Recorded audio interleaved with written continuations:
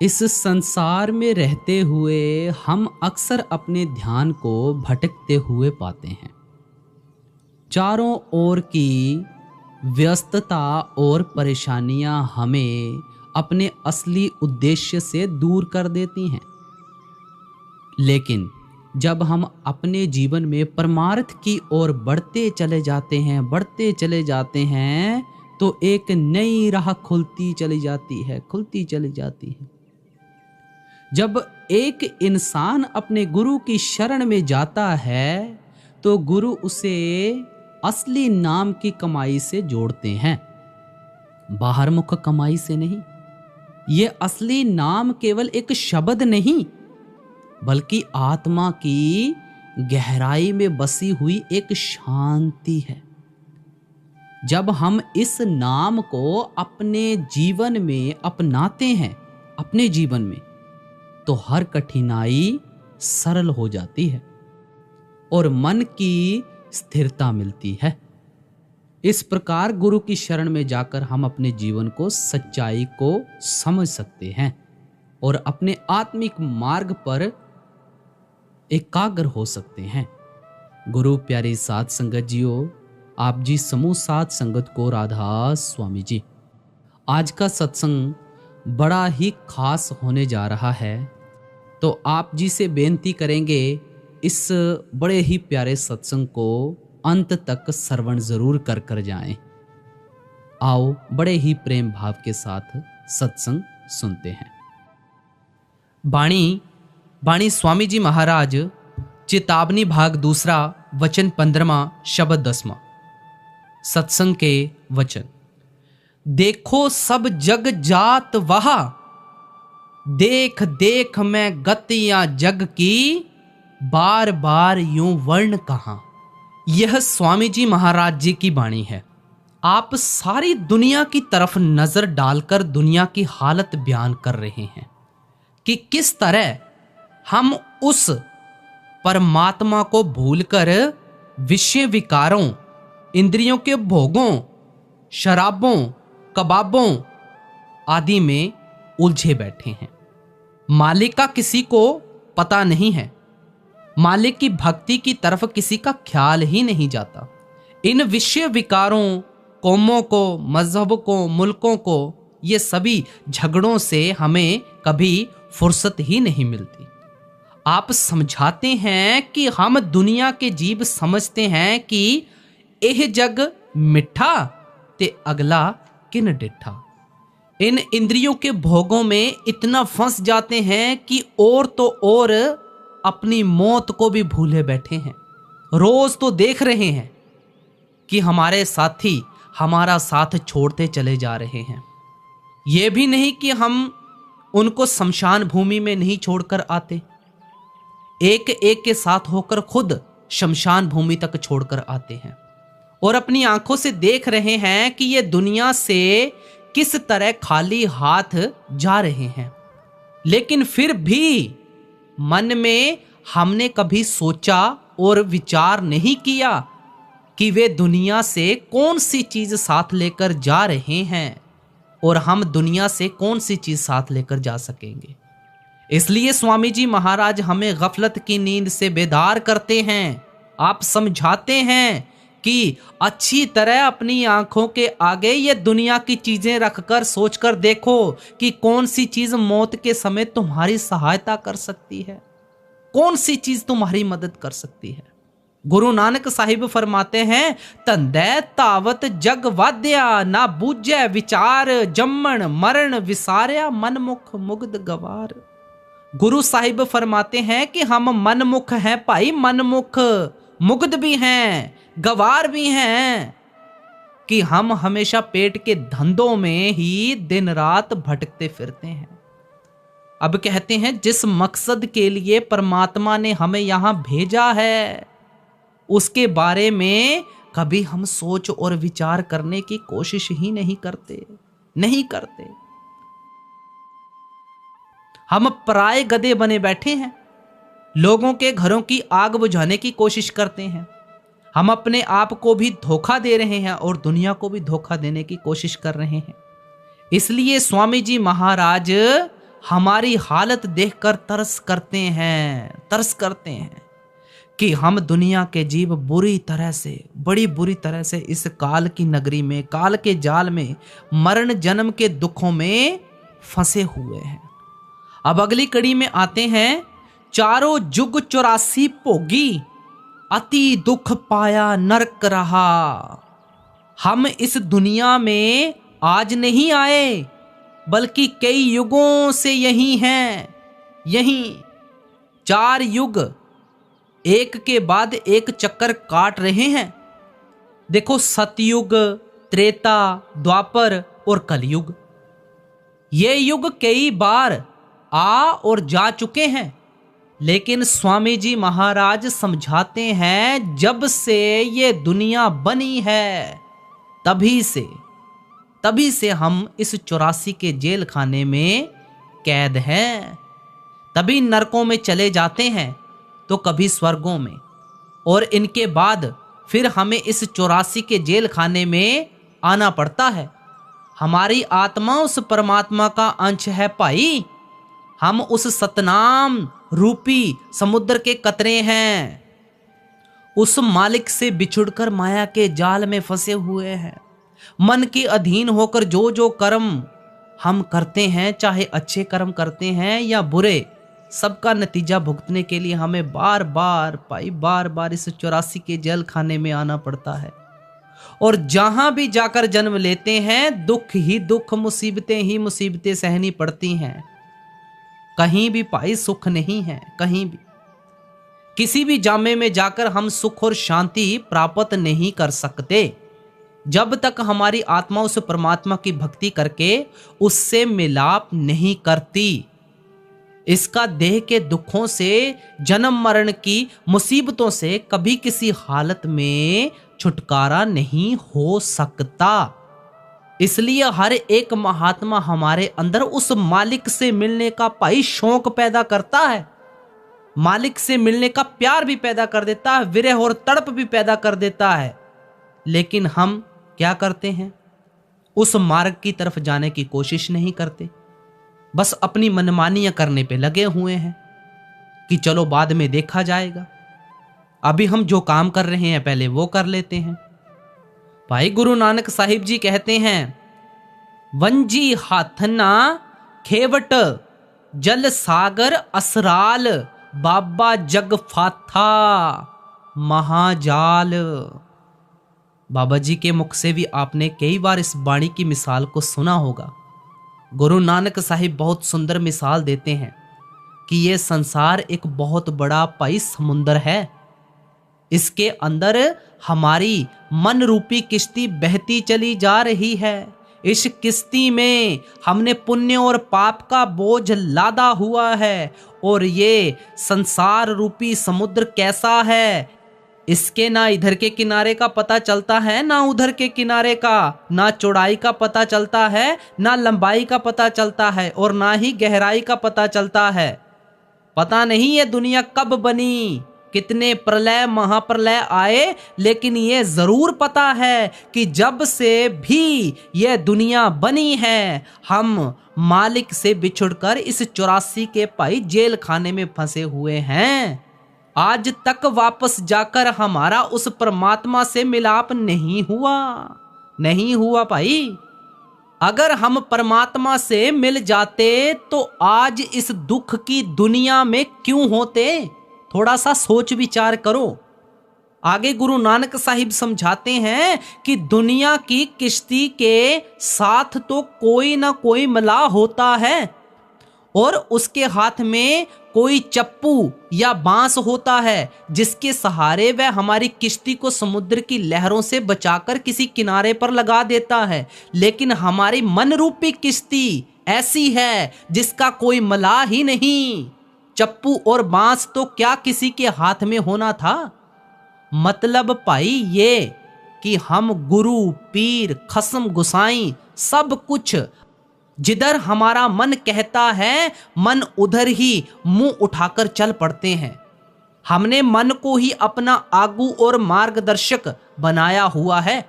फिर हम भव सागर से पार कैसे हो सकते हैं? हमारा जन्म मरण के दुखों से छुटकारा कैसे हो सकता है? विचार करो। गुरु नानक साहिब आगे फरमाते हैं कि ये संसार रूपी समुद्र भाई बहुत भयानक है, खतरनाक है, जिसमें विषय विकारों, शराबों, कबाबों, इंद्रियों के भोगों की लहरें दिन रात उठ रही हैं।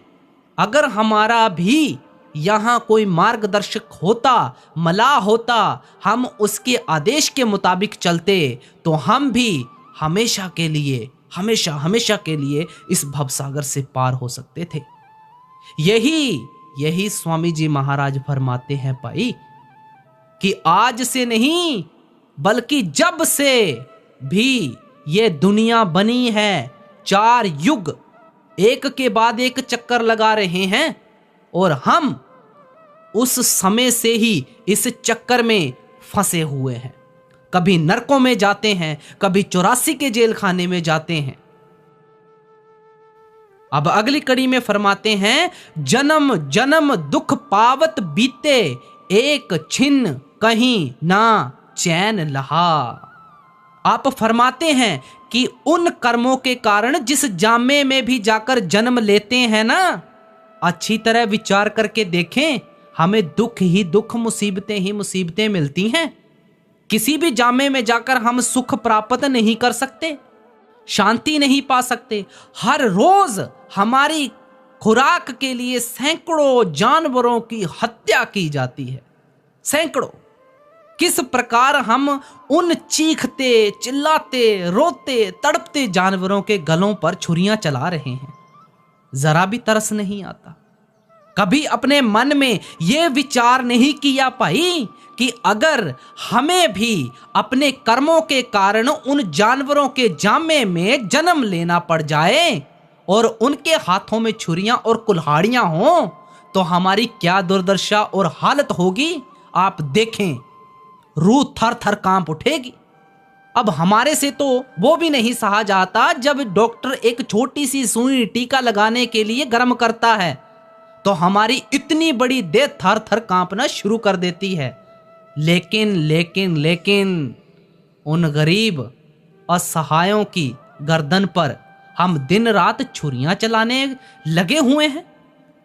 निचले जामों की हालत का तो क्या बयान करना है। जरा इंसान के जामे के बारे में सोचकर देखें, जिसे महात्माओं ने सृष्टि का सरताज और अशरफुल मखलूकात कहा है, जिसे ऋषि मुनियों ने नर नारायणी देह कहकर समझाने की कोशिश की है।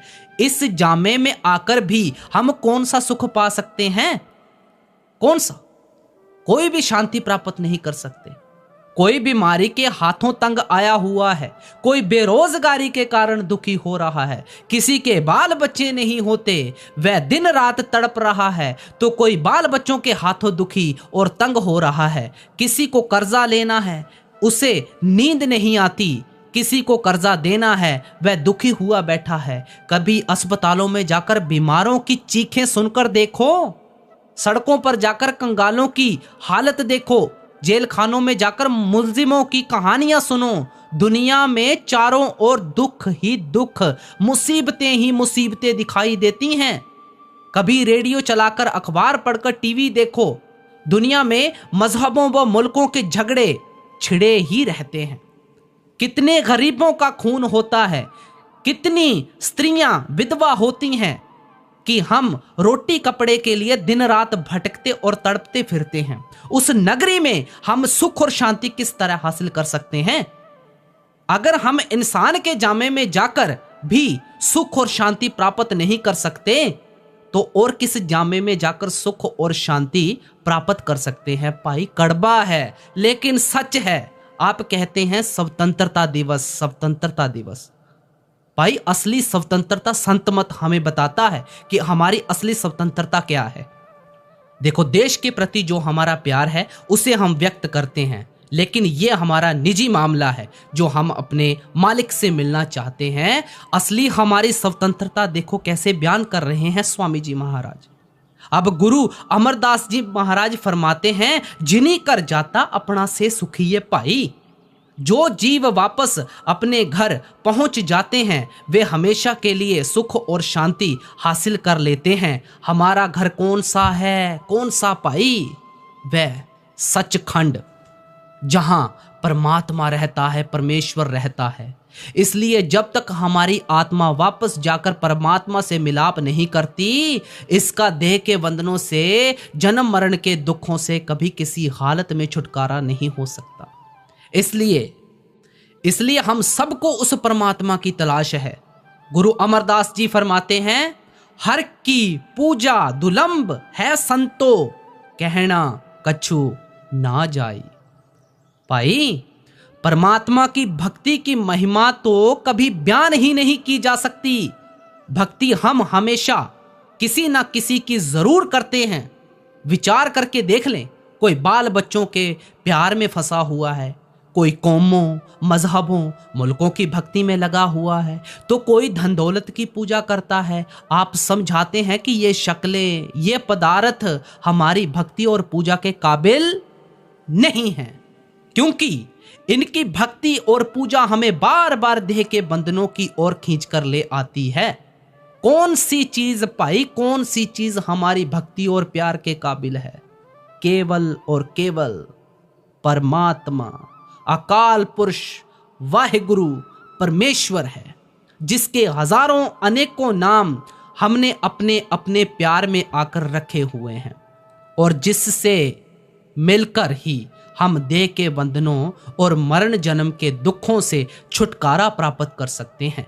इसलिए भाई, इसलिए स्वामी जी महाराज फरमाते हैं कि जब से हम परमात्मा से बिछड़े हैं, तब से जहां भी जाकर जन्म लेना पड़ता है, दुख और मुसीबतें ही उठानी पड़ती हैं। अब अगली कड़ी में फरमाते हैं, पाप पुण्य बस विपदा भोगी, नहीं सतगुरु का चरण गहा। आप फरमाते हैं कि हम पुण्य और पाप के कारण ही इस नगरी में आए हैं और इस देह में बैठकर पुण्य और पाप का हिसाब दे रहे हैं, उनका नतीजा भुगत रहे हैं। आगे फिर दिन रात उसी तरह पुण्य और पाप करते चले जा रहे हैं। ये भूल जाते हैं कि इसी तरह पाई, इसी तरह पुण्य और पाप का नतीजा भुगतने के लिए बार बार इस 84 के जेल खाने में आना पड़ेगा। गुरु अर्जुन साहिब जी की वाणी है, हरख सोग का नगर एक किया, से उबरे जो सतगुर सरनिया। जो कुछ भी आप देख रहे हो, ये सारी दुनिया ही सुख और दुख की नगरी है। आपको यहां कोई इंसान ऐसा नहीं मिलेगा जिसे दुख ही दुख भुगतने पड़ रहे हों और कभी सुख का सांस ना आया हो, या जिसे सुख ही सुख मिलते हों, कभी दुख का सामना ना करना पड़ा हो। अगर 10 दिन सुख के बीत जाते हैं ना, तो थोड़े बहुत सुख के सांस भी आ जाते हैं। हमेशा दुख ही नहीं रहता भाई। ये जितने भी हमारे दुख हैं, ये हमारे पापों के कारण हैं। जितने भी हमारे सुख हैं, ये हमारे पुण्यों के कारण हैं। हमें इस देह में बैठकर उन पुण्य का हिसाब भी देना है, उन पापों का हिसाब भी देना है। किसी के पुण्य ज़्यादा हैं, वह हमें ज़्यादा सुखी दिखाई देता है, कम दुखी दिखाई देता है। किसी के पापों का बोझ बहुत अधिक है, पुण्य कम है, वह हमें ज़्यादा दुखी और कम सुखी नज़र आता है। लेकिन लेकिन लेकिन दुख और सुख तो जब तक ये देह में बैठे हैं, हम सबको भुगतने ही पड़ते हैं। अगर हमारे सिर्फ पुण्य होते, हम स्वर्गों में बैठे होते। अगर हमारे सिर्फ पाप होते, तो हम नरकों में तपते होते। पाप और पुण्य इकट्ठे होते हैं, तब हमें इंसान का जामा मिलता है। इसलिए स्वामी जी महाराज फरमाते हैं कि ना तुम पुण्यों के कारण देह के बंधनों से बच सकते हो, ना पापों के कारण ही जन्म मरण के दुखों से छुटकारा हासिल कर सकते हो। हमें पुण्य और पाप दोनों से ही ऊपर उठना पड़ेगा, क्योंकि अच्छे और बुरे कर्मों के कारण ही हमें बार बार जन्म लेना पड़ता है। अगर नेक कर्म करते हैं तो राजा महाराजा बनकर आ जाते हैं, कौमों मजहबों मुल्कों की हुकूमत हासिल करके आ जाते हैं, लोहे की जंजीरें उतर जाती हैं, सोने की बेड़ियां चढ़ जाती हैं। अब देखो, सी क्लास से बचकर ए क्लास प्राप्त तो कर ली, ज्यादा से ज्यादा स्वर्गों बैकुंठों में पहुंच जाते हैं। वे भी तो भोग योनियां हैं, निश्चित समय और अवधि के लिए हैं। उनके बाद हमें फिर 84 के जेल खाने में ही आना पड़ता है। अगर पाप करते हैं फिर तो नरक और 84 हमारे लिए तैयार ही रहती है। इसलिए भाई महात्मा समझाते हैं कि क्या राजा, क्या प्रजा, क्या अमीर, क्या गरीब, क्या स्त्री, क्या पुरुष, दुनिया के सभी जीव यहां आकर अपने कर्मों का हिसाब दे रहे हैं। इसलिए जब तक हमारे अच्छे और बुरे कर्मों का सिलसिला ही खत्म नहीं हो जाता, तब तक हमारी आत्मा कभी निर्मल और पवित्र नहीं हो सकती, वापस जाकर परमात्मा के साथ मिलाप करने के काबिल नहीं बन सकती। लेकिन गुरु साहिब कहते हैं, से उबरे जो सतगुर सरनिया। अब गौर करना है, से उबरे जो सतगुर सरनिया, कि भाइयों दुनिया जरूर सुखों और दुखों की बनी हुई है, लेकिन वे इंसान जो सतगुर की शरण प्राप्त करके उनके कहने के मुताबिक मालिक की भक्ति करते हैं, नाम की कमाई करते हैं, वे हमेशा के लिए इस भवसागर से पार हो जाते हैं। उनका जन्म मरण के दुखों से हमेशा के लिए छुटकारा हो जाता है। यही स्वामी जी महाराज फरमाते हैं कि हम दिन रात पापों की विपदा भोग रहे हैं, गुरुमुखों की संगति नहीं करते, उनके समझाने के मुताबिक परमात्मा की भक्ति नहीं करते। गुरु अमरदास जी समझाते हैं, सतगुर न सेवे मूर्ख अंध गवारा, फिर ओए किथो पायन मोख द्वारा।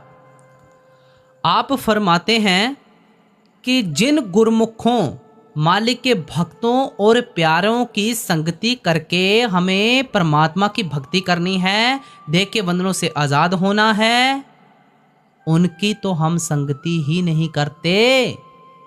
फिर हम मुक्ति कैसे प्राप्त कर सकते हैं? मुक्ति के द्वार पर किस प्रकार पहुंच सकते हैं? इसलिए आप उपदेश देते हैं कि अगर हमें इस पुण्य और पाप की नगरी से छुटकारा प्राप्त करना है, पुण्य और पाप से ऊपर उठना है, तो हमें गुरुमुखों के समझाने के मुताबिक परमात्मा की भक्ति करनी पड़ेगी, नाम की कमाई करनी पड़ेगी। अब अगली कड़ी में फरमाते हैं, अब ये दे मिली कृपा से करो भक्ति जो कर्म दहा। आप फरमाते हैं कि ये संसार 84 का एक बहुत बड़ा जेल खाना है। हमें बार बार समझाते हैं कि 84 का बहुत बड़ा जेल खाना है। इसमें से निकलने का परमात्मा ने सिर्फ और सिर्फ एक दरवाजा रखा है। वह दरवाजा कौन सा है? हर बार जिक्र किया जाता है, वह इंसान का जामा है। 84 लाख योनियां भुगतने के बाद परमात्मा ये अवसर केवल इसीलिए देता है कि हम इस मौके का फायदा उठाकर परमात्मा की भक्ति करके देह के बंधनों से हमेशा के लिए छुटकारा प्राप्त कर ले। इसलिए स्वामी जी महाराज फरमाते हैं कि मालिक की यह अति दया मेहर और बख्शिश है कि हमें इंसान का जामा मिला है। फिर पता नहीं इंसान का जामा मिले मिले ना मिले ना मिले, या किसी ऐसी जगह जाकर जन्म हो जाए जहां भूले भटके भी हमारा ख्याल मालिक की भक्ति की ओर ना जा सके। अगर इस देह में आने का कोई लाभ है तो वह केवल परमात्मा की भक्ति और उसका प्यार है। हम हमेशा अर्ज करते हैं कि बाल बच्चे तो हमें हर जन्म में मिलते आए हैं, खाना पीना ऐशो इशरत भी हमेशा करते आए हैं। अगर कोई अनोखी चीज है जो पहले हासिल नहीं कर सके तो वो केवल परमात्मा की भक्ति है, परमात्मा का प्यार है, परमात्मा की प्राप्ति है। इसलिए स्वामी जी महाराज हमें याद दिलाते हैं, बार बार याद दिलाते हैं कि ये मालिक की अति दया मेहर और बख्शिश समझो भाई, समझो कि उसने हमें इंसान का जामा बख्शा है। शुक्र मेरे मालिक, शुक्र तूने इंसान का जामा बख्शा है। हर लफ्ज पे यही होना चाहिए। हमें इस देह में बैठकर अब करना क्या है, मालिक की बख्शिश से फायदा किस तरह उठाना है। फरमाते हैं, करो भक्ति जो कर्म दहा, कि हमें वह भक्ति करनी है जिसके द्वारा हमारे कर्मों का सिलसिला ही खत्म हो जाए। आप पहले समझा चुके हैं कि पुण्य और पाप इकट्ठे होते हैं तो इंसान का जामा प्राप्त होता है। इसलिए जब तक पुण्य और पापों का सिलसिला खत्म नहीं होता तब तक हमारी आत्मा निर्मल और पवित्र नहीं हो सकती, मालिक से मिलने के काबिल भी नहीं बन सकती।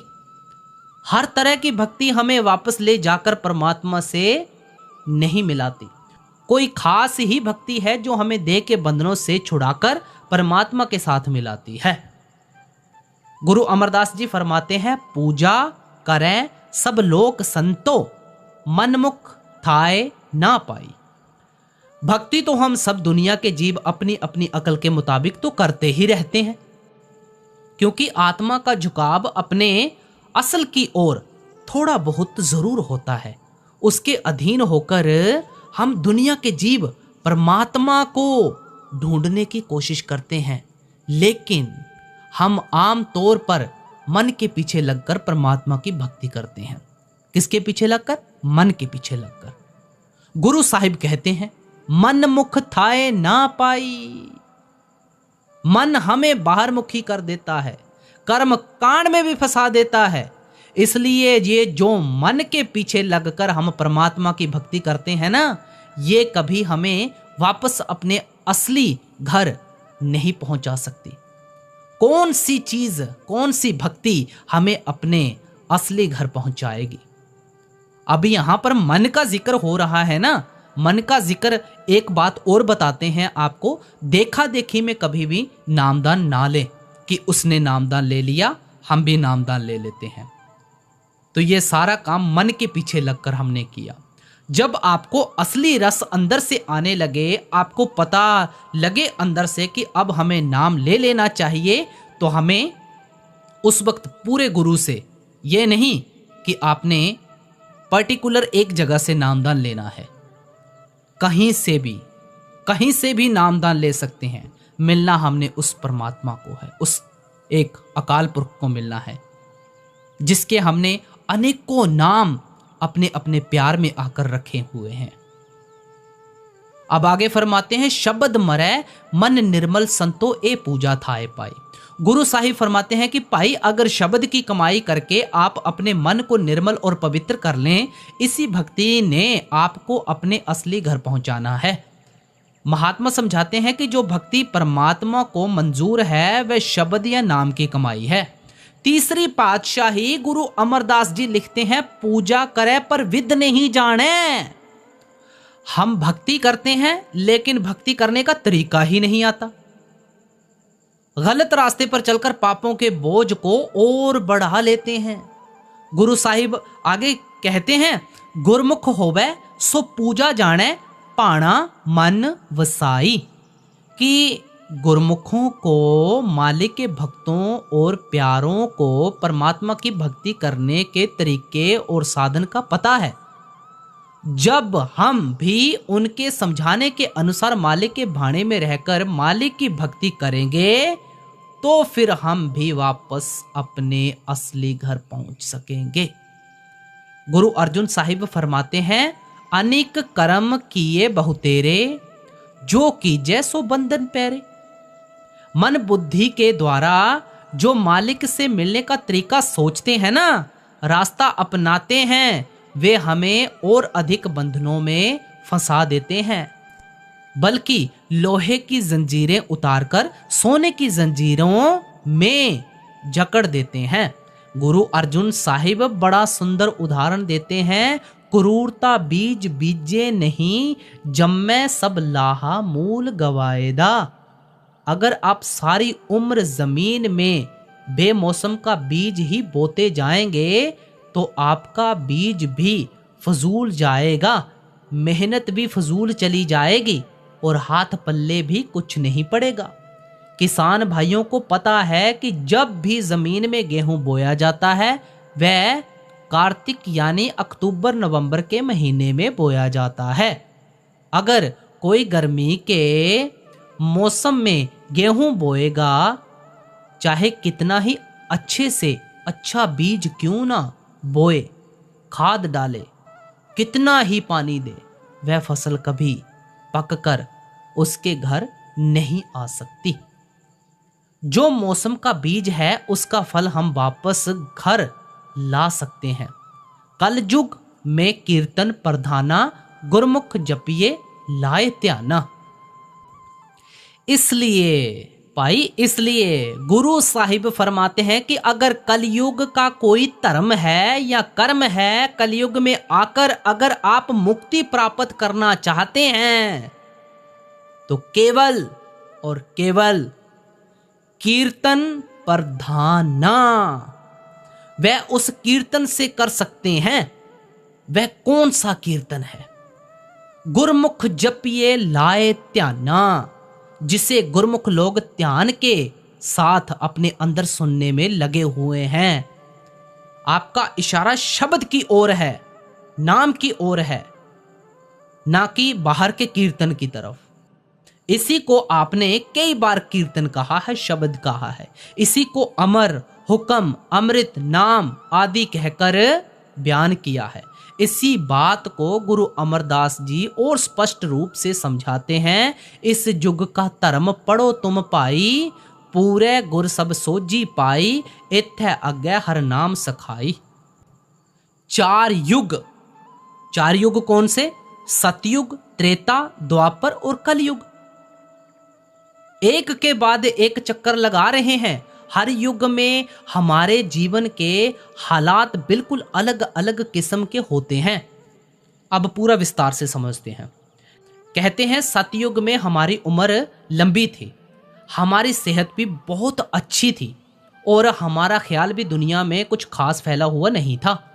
जैसे जैसे युग पलटते गए हमारी उम्र छोटी से छोटी होती गई, हमारी सेहत भी कमज़ोर होती गई और हम परमात्मा को भी भूलते गए। कलयुग में आकर तो हम खुद अपनी आंखों से देखते हैं कि कोई भाग्यशाली जीव है जो यहाँ 60-70 साल की उम्र भोग कर जाता है।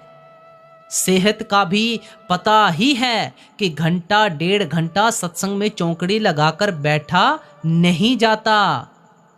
और आप जानते ही हैं कि हमारा ख्याल भी सारी दुनिया में फैला हुआ है। गुरु तेग बहादुर जी फरमाते हैं, जन नानक कोटन में को भजन राम को पावे। लाखों करोड़ों में कोई एक है जिसका ख्याल परमात्मा की भक्ति की ओर जाता है। इसलिए जो साधन हमें सतयुग में काम दे सकते थे वे कलयुग में काम नहीं दे सकते। आप फरमाते हैं, इत्थे अग्गे हर नाम सखाई। भाई, अगर तू देह में बैठकर भी 4 दिन सुख व शांति के काटना चाहता है और वापस जाकर परमात्मा से मिलाप भी करना चाहता है तो इसके लिए सिर्फ नाम की कमाई है, शब्द की कमाई है भाई, जिसको करके ही तू यहां भी सुख प्राप्त कर सकता है और जो अंत समय में तेरी सहायता और मदद भी करती है। गुरु अमरदास जी तो दृढ़ता पूर्वक यहाँ तक फरमाते हैं, बिन नामे होर पूज ना होवई, परम भूली लोकाई। नाम या शब्द की कमाई के बगैर तो परमात्मा की और कोई भक्ति ही नहीं है, कोई पूजा ही नहीं है। दुनिया तो यूं ही भ्रमों में फंसकर भूली फिर रही है। जो कुछ हमें मिलना है वह शब्द की कमाई से मिलना है। इसी प्रकार स्वामी जी महाराज फरमाते हैं, कलयुग कर्म धर्म नहीं कोई, नाम बिना उद्धार न होई। कलयुग में आकर अगर कोई ऊंचे से ऊंचा कर्म या धर्म है तो वह नाम की कमाई है, शब्द की कमाई है, और इसके बिना हमारा कभी उद्धार हो ही नहीं सकता। गुरु नानक देव जी की वाणी है, नाम विसार चले अनमार्ग अंत काल पछताई।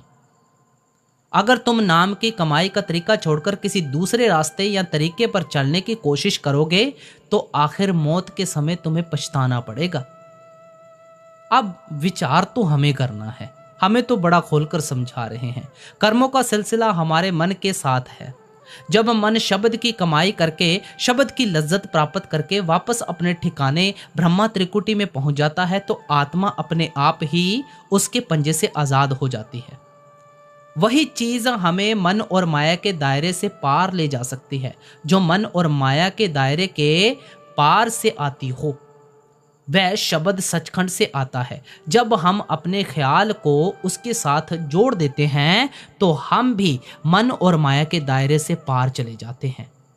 अब स्वामी जी महाराज फरमाते हैं, शब्द कर्म की रेख कटावे, शब्द शब्द से जाए मिलाए। जितना भी कर्मों का सिलसिला है शब्द के अभ्यास के द्वारा सब खत्म हो जाता है। इसलिए आप समझाते हैं कि आपके मन में कहीं ये ख्याल ना हो कि चाहे जिस प्रकार की भक्ति कर ले वही हमें परमात्मा के साथ मिला देगी। भाई सच्ची भक्ति केवल शब्द की कमाई है, नाम की कमाई है, जो हमें देह के बंधनों से छुड़ाती है और वापस जाकर परमात्मा से मिलाती है। अब सोच विचार हमें करना है कि हमें कौन सी भक्ति करनी है, बाहरमुखी भक्ति करनी है या अंदर की भक्ति करनी है। अब अगली कड़ी में फरमाते हैं, अब की चूक माफ नहीं होगी, नाना विधि के कष्ट सहा। फरमाते हैं कि जब तक हम अपने ख्याल को शब्द या नाम के साथ नहीं जोड़ते, इस गलती की कभी माफी नहीं मिलती। इंसान के जामे का ये मौका बार बार नहीं मिलेगा। पता नहीं फिर किसी ऐसे जामे में जन्म लेना पड़ जाए जहां जाकर हमारा ख्याल भूले भटके भी परमात्मा की भक्ति की ओर ना जाए। इसलिए समझाते हैं कि हम सबको इस मौके का पूरा लाभ उठाना चाहिए। अब अगली कड़ी में फरमाते हैं, गफलत छोड़ पुलाओ जग को, नाम अमल अब घोट पिया। अब स्वामी जी महाराज 3 महत्वपूर्ण नसीहतें देते हैं। 3 महत्वपूर्ण नसीहतें कौन सी हैं जिन पर चलना हम सबके लिए बहुत ज़रूरी है। फरमाते हैं कि परमात्मा की भक्ति और बख्शिश प्राप्त करने के लिए सबसे पहले गफलत अथवा आलस छोड़ो, सुस्ती और बेपरवाही को छोड़ देना चाहिए। सारी उम्र यही नहीं सोचते रहना है कि कल भजन में बैठेंगे, कल से भजन शुरू करेंगे। यह कल तो कभी नहीं आएगा। मन में ये विचार नहीं करना चाहिए कि बेटे बेटियां बड़े हो जाएं, कारोबार संभाल लें, हम थोड़ा बहुत रुपया इकट्ठा कर लें, फिर किसी गुरुद्वारे में या डेरे में बैठकर भजन कर लेंगे। ये सब मन की दलीलें हैं भाई, मन के बहाने हैं। अगर मन में ईमानदारी भी है तो भी हमें मालिक की स्कीम का क्या पता है कि किस समय हुक्म आ जाए, कब भरे परिवार को छोड़कर चलना पड़ जाए। यहाँ एक कदम एक सांस का भी भरोसा नहीं है और हम वर्षों की लंबी लंबी योजनाएं बनाने में लगे हुए हैं, स्कीमें सोचने में लगे हुए हैं। इसलिए स्वामी जी महाराज कहते हैं कि गफलत छोड़ दो, आलस और सुस्ती छोड़ दो, रोज भक्ति को समय देना चाहिए। जितना समय भी मिले उसी का फायदा उठाना चाहिए। घड़ी 2 घड़ी, घंटा 2 घंटा, जो भी समय परमात्मा की याद में लगा देंगे वह हमारे लेखे में लिखा जाता है, उसका हमें लाभ मिलता है।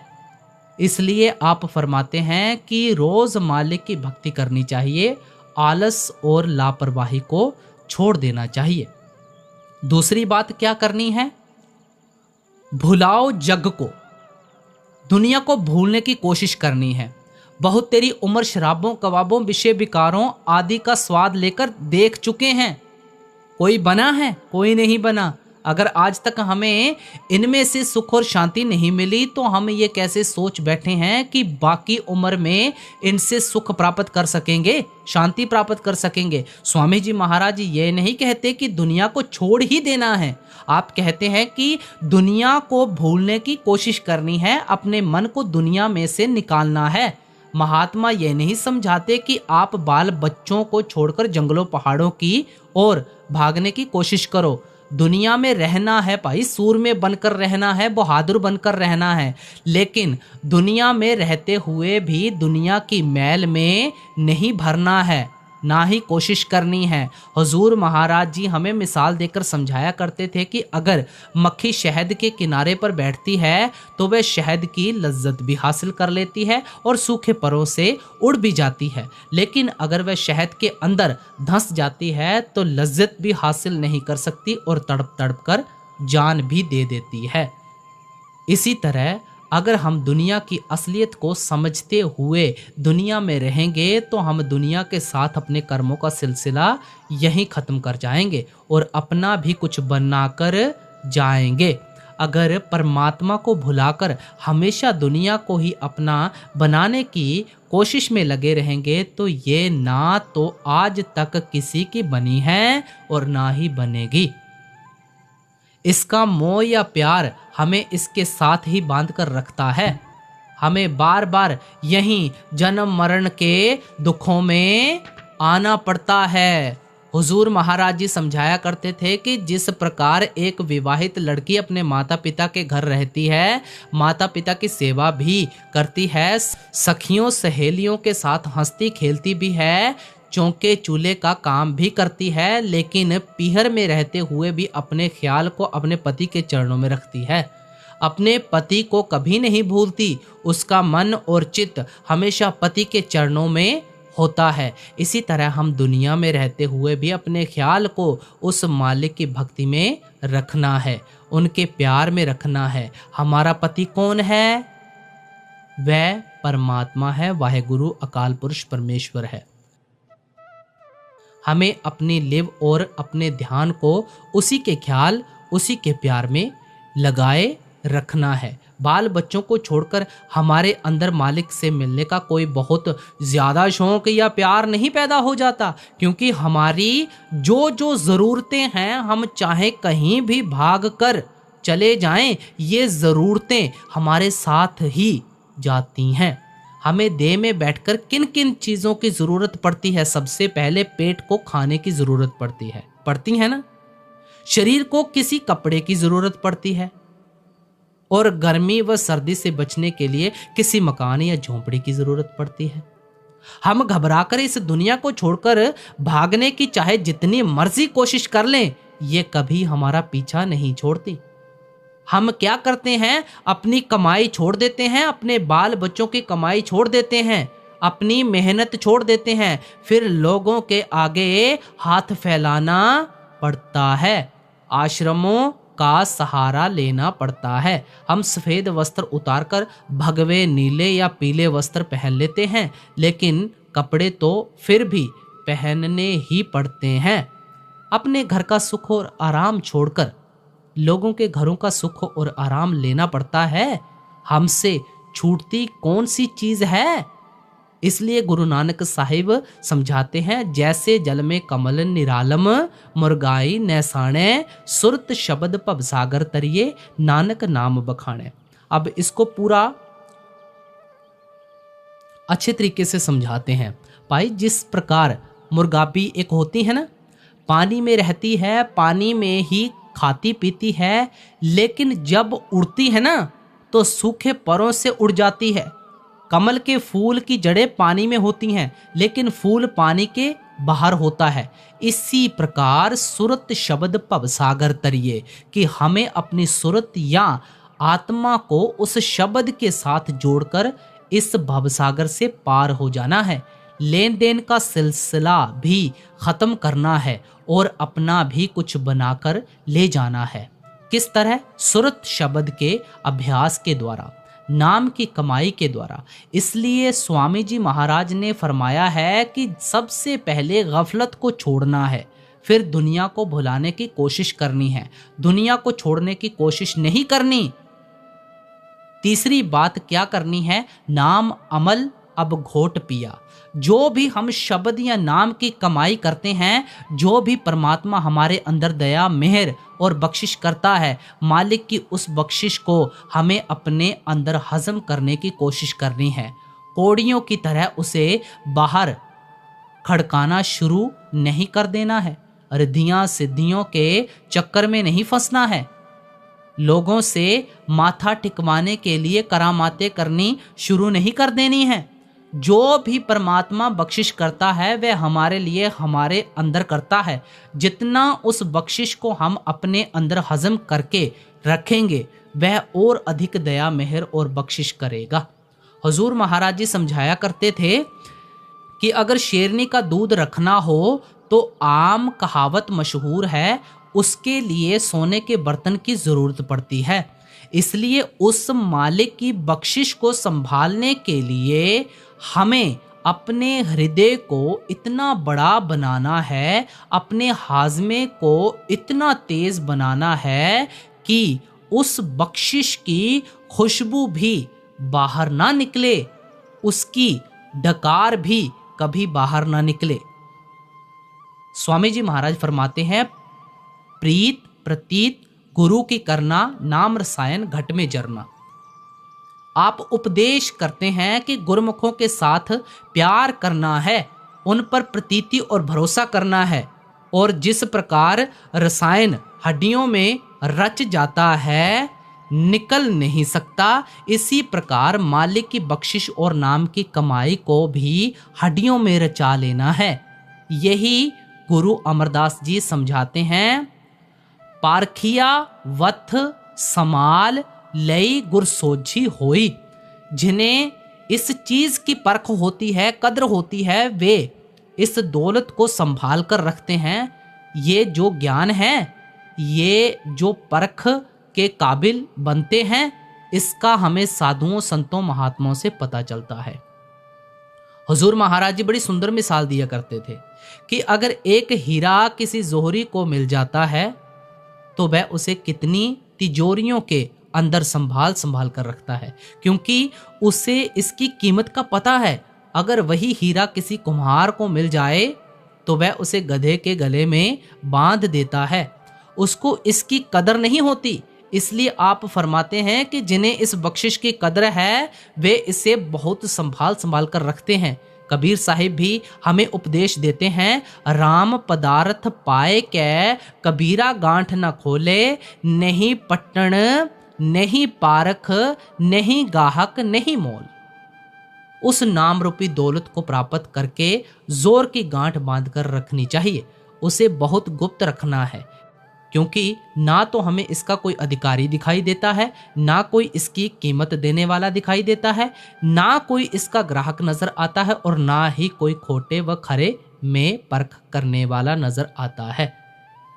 इसकी कीमत क्या देनी पड़ती है, इसके लिए अपने आप को परमात्मा के हवाले करना पड़ता है। आप समझाते हैं कि दुनिया तो बेटे बेटियों की ग्राहक है, करामातों की ग्राहक है, मुकदमे जीतने की ग्राहक है, धन दौलत की ग्राहक है। दुनिया को नाम की कदर नहीं, इसलिए दुनिया के सामने नाम रूपी हीरे निकाल कर रखने का क्या फायदा है।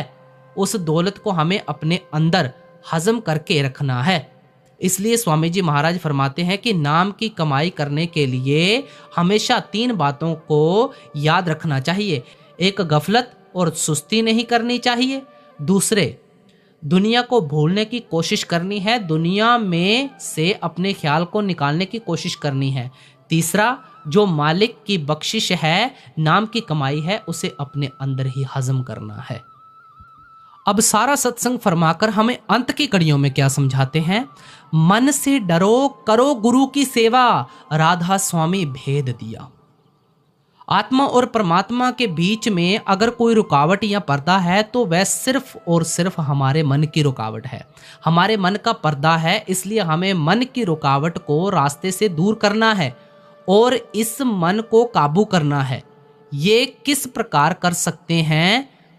करो गुरु सेवा, कि सतगुरु की सेवा करके उनके दिए हुए उपदेश पर चलकर ही कर सकते हैं। जब हम उनके समझाने के अनुसार नाम या शब्द की कमाई करके इस मन की रुकावट को रास्ते से दूर कर लेते हैं तो हमारा उस राधा स्वामी कुल मालिक परमात्मा के साथ हमेशा के लिए मिलाप हो जाता है। ये राधा स्वामी किसी कौम या मजहब का नाम नहीं है, ना ही स्वामी जी महाराज का कोई कौम या मजहब बनाने का ख्याल था। हम हमेशा सत्संग में अर्ज करते हैं कि महात्मा इस दुनिया में कोई कौम या मजहब बनाने के लिए नहीं आते, ना ही वे हमारे हाथों में डंडे या तलवारें पकड़ाने के लिए आते हैं। ये सत्संग की शुरुआत में ही बता दिया जाता है। वे तो सिर्फ हमसे परमात्मा की भक्ति करवाकर हमें देह के बंधनों से आज़ाद करवा कर उस परमात्मा से मिलाने के लिए आते हैं। लेकिन आमतौर पर हम ऐसे मालिक के भक्तों और प्यारों के जाने के बाद बाहर मुखी हो जाते हैं और देखो कर्मकांड में भी फंस जाते हैं। हम उनकी फोटो को माथा टेकना शुरू कर देते हैं, हम उनके उपदेश को छोटे छोटे दायरों में बंद करके कौमों मजहबों मुल्कों की शक्लें देने की कोशिश करते हैं और एक दूसरे के साथ लड़ना और भिड़ना शुरू कर देते हैं। हम ऐसा क्यों करते हैं? अपनी मान बढ़ाई के लिए, अपने पेट की खातिर करते हैं। जब हम उन मालिक के भक्तों और प्यारों के उपदेश को छोटे छोटे जिलों व सूबों में बंद करने की कोशिश करते हैं तो आप सोचकर देखें कि हम उन मालिक के भक्तों और प्यारों के साथ इससे ज्यादा और क्या बेइंसाफी कर सकते हैं। इसलिए ये राधा स्वामी कोई कौम या मजहब नहीं है, पहले ही समझ लो। जिस तरह अन्य महात्माओं ने अपने अपने प्यार में आकर उस कुल मालिक के हजारों अनेकों नाम रखे हुए हैं, इसी तरह आपने प्यार में आकर उस कुल मालिक परमात्मा को राधा स्वामी कहकर याद किया है। राधा से आपका मतलब है आत्मा और स्वामी से आपका मतलब है परमात्मा। स्वामी स्वामी तो सभी महात्मा उस परमात्मा को कहते चले आए हैं। गुरु अर्जुन साहिब फरमाते हैं, ऊंच अपार बेअंत स्वामी। आपने भी उसे स्वामी कहकर याद किया है, लेकिन वह स्वामी किसका है? हमारी आत्मा का स्वामी है। इसलिए आपने राधा का लफ्ज साथ लगा दिया। इसलिए ये कोई कौम नहीं, मजहब नहीं, और ना ही हमें चाहिए कि स्वामी जी महाराज की तालीम को किसी कौम या मजहब में बंद करने की कोशिश करें। ये शुद्ध रूहानियत है। हमें इस रूहानियत से फ़ायदा उठाकर इन कौमों मजहबों मुल्कों के झगड़ों और फसादों से ही ऊपर चले जाना है। अपनी आत्मा को निर्मल, स्वच्छ और पवित्र करना है। वापस जाकर परमात्मा से मिलने के काबिल बनना है। स्वामी जी महाराज ने इस शब्द में अच्छी तरह खोलकर समझा दिया है और हमारी हालत बयान कर दी है कि किस तरह हम पुण्य और पाप की नगरी में फंसे हुए हैं, पुण्य और पापों का हिसाब दे रहे हैं, इनमें ही दिन रात उलझे रहते हैं। फिर आपने बताया है कि इस पुण्य और पाप की नगरी से हम छुटकारा कब प्राप्त कर सकते हैं। आपने समझाया है कि परमात्मा ने ये इंसान का जामा किस तरह और क्यों बख्शा है और इस देह के अंदर बैठकर हमें वह कौन सी भक्ति करनी है जिसके द्वारा हम देह के बंधनों से छुटकारा प्राप्त कर सकें। आप जी से बेनती करेंगे भी ऐसे ही रोजाना के सत्संग सुनने के लिए, साखियां सुनने के लिए आप हमारे इस चैनल को सब्सक्राइब करके ऑल नोटिफिकेशन बेल दबा सकते हैं। आप जी सभी को बाबा जी महाराज जी की तरफ से बहुत बहुत प्यार और आशीर्वाद। सभी को प्यार भरी राधा स्वामी जी।